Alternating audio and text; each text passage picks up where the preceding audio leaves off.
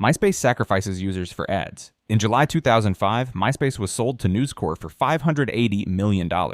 At the time, it was the biggest social website on Earth, bigger than Google, where teens lived online and bands launched careers. CEO Chris DeWolf and News Corp boss Rupert Murdoch wanted fast profits. Their answer was ads.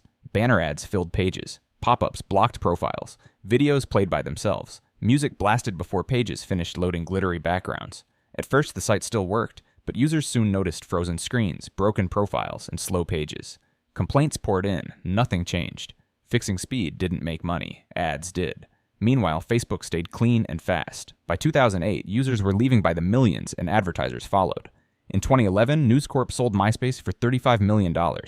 It wasn't killed by Facebook. It was buried under ads no one asked for. Pan Am wastes money on image. On June 3, 1963, Pan American World Airways made headlines by becoming one of the first airlines to order the Concorde. CEO Juan Trippe wanted Pan Am to look futuristic, global, and unbeatable. Supersonic travel fit the image perfectly. Pan Am doubled down on prestige.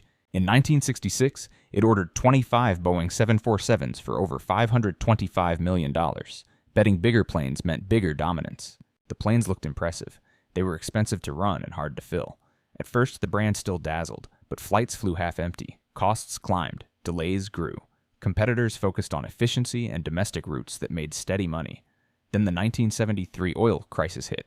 Fuel prices exploded. Pan Am canceled its Concorde order on January 31, 1973. The bills stayed.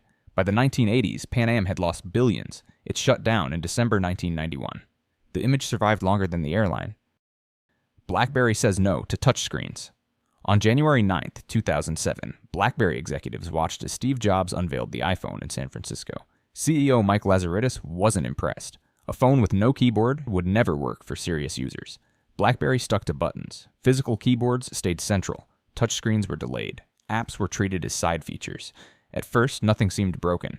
Email still arrived instantly. Keys still clicked. Loyal customers stayed. But users soon noticed slow web browsing, clumsy apps, and phones that felt old. Younger buyers stopped asking for Blackberries. Apple and Android pushed harder into touchscreens, cameras, and app stores. BlackBerry pushed harder into keyboards. By 2009, BlackBerry was worth $83 billion. By 2013, its market share had fallen below 1%, all from refusing to believe fingers could replace keys. GE tries to be everything at once. For decades, General Electric was everywhere. Its logo glowed on light bulbs, hummed inside fridges, and flickered on TV screens. Under CEO Jack Welch in the 1990s, GE's rule was simple.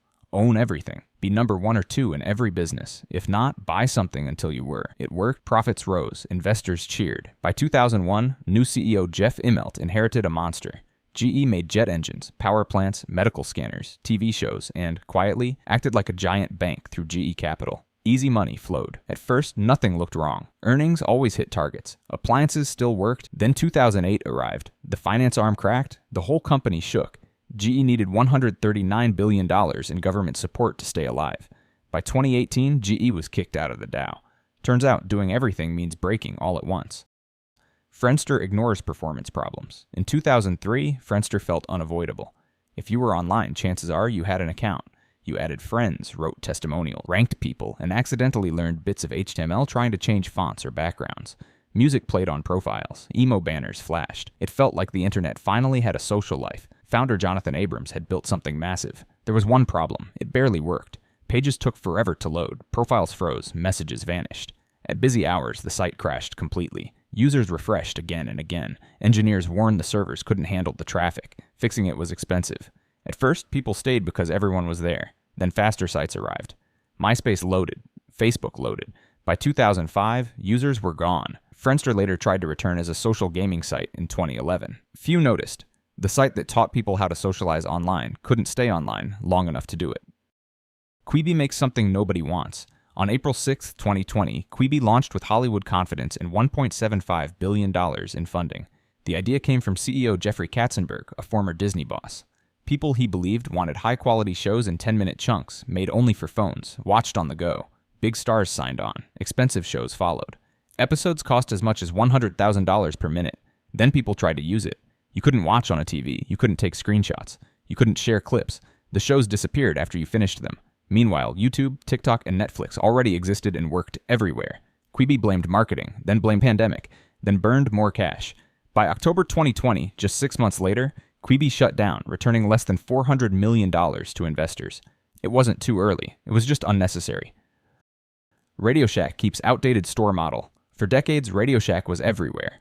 If a toy broke or a cable was missing, chances are your dad drove to RadioShack. The stores sold wires, batteries, switches, and parts. Most people didn't understand, but trusted anyway. By the early 2000s, that world had changed. Phones became sealed, electronics got cheaper, online shopping exploded, but RadioShack stores stayed the same. Tiny locations, confusing shelves, salespeople pushed warranties instead of help. CEOs like Julian Day tried new logos and slogans instead of new ideas. At first, customers still came out of habit. Then Amazon made cables cheaper. Best Buy made electronics clearer. RadioShack offered neither. By 2014, the company was $1 billion in debt and filed for bankruptcy. It filed again in 2017. The problem wasn't electronics changing. It was RadioShack refusing to change with them. Toys R Us trusted Amazon. In 2000, Toys R Us was the biggest toy seller on earth. But CEO Michael Goldstein knew one thing. The internet was coming, and Toys R Us had no idea how to sell toys online. So Goldstein made a deal. Toys R Us paid Amazon about $50 million to run its entire online store. Amazon handled the website, payments, shipping, and customer data. Toys R Us stayed focused on big stores and holiday crowds. At first, it looked fine. Orders increased. Parents stopped driving. But Amazon was learning. Which toys sold fastest? When parents clicked. How shipping speed changed behavior. By 2004, Amazon began selling toys itself. Lawsuits followed. Toys R Us settled, but Amazon kept the knowledge. Toys R Us tried rebuilding online, but it was already years behind. By 2017, carrying over $5 billion in debt, the company collapsed. WeWork lies about its business. In 2010, WeWork opened its first shared office spaces in New York, promising a new way to work with cool decor, couches, craft beer taps, and community vibes. Founder and CEO Adam Neumann didn't just sell desk rentals. He sold a vision of elevating the world's consciousness. Investors loved it. By January 2019, SoftBank had poured more than $10 billion into WeWork, pushing its valuation to $47 billion. Underneath, the business was simple. WeWork promised landlords rent for the next decade, then hoped strangers would show up each month to cover it. When they didn't, the bills stayed. In 2018 alone, nearly $1.9 billion disappeared. When WeWork filed to go public, the paperwork showed how much money it was losing and how long the bills would last. Investors said no. The IPO collapsed in September 2019. Neumann was forced out with a payout near $1 billion. He may have made bad decisions, but man, I'd take that payout any day. Lehman Brothers bet the house. In the early 2000s, Lehman Brothers felt untouchable. The firm had survived wars, crashes, and a century on Wall Street. CEO Dick Gould believed size meant safety. Bigger bets meant bigger wins. Lehman filled its balance sheet with mortgage bonds backed by shaky home loans. It borrowed huge amounts of money to buy them, betting home prices would always go up. By 2007, it owed more than $30 for every $1 it owned. At first, everything looked fine. Profits rolled in. Bonuses were paid. Then housing prices fell. No one wanted the bonds. Lehman couldn't sell them, but still had to pay its debts. By September 2008, confidence was gone.